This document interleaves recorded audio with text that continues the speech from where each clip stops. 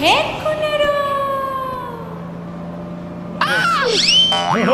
कुनरू सारी हाँ, चिन्हत नहीं का अब नहीं रहू। हाँ हाँ, कहाँ जाता रहा? हाँ वही जे जा तू जाता रहा। हम तो मुंबई जाता नहीं। हाँ मैं मुंबई जाता नहीं। मुंबई? हाँ क्या करवा मुंबई जाके? क्या करवा, हमरो नौकरी लगवा दिया। अच्छा हाँ कहा था सलूट मार के दिखा देता नहीं। ऐ, नौकरी कोनो प्रसादी बा हो कि लाइन में लगवा तो भेटा जाई।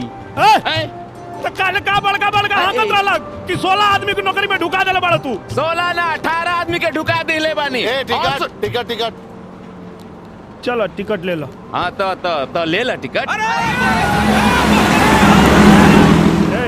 टिकट? हाँ तो दोनों टिकट के पैसा। अरे हमारा लगे नहीं खे, तू दे दा।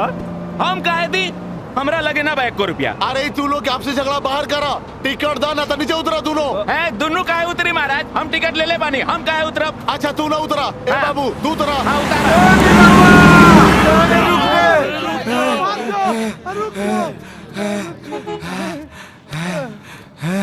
अरे उतरा बाबू। ए ड्राइवर साहब गाड़ी रोका, गाजा छोरी में ठेला ना। धक्का काय मार तेरा? चला उतरा। हाँ जा, दूसर बस से ना आ जाए का, लेके जा अपन खटारा बस।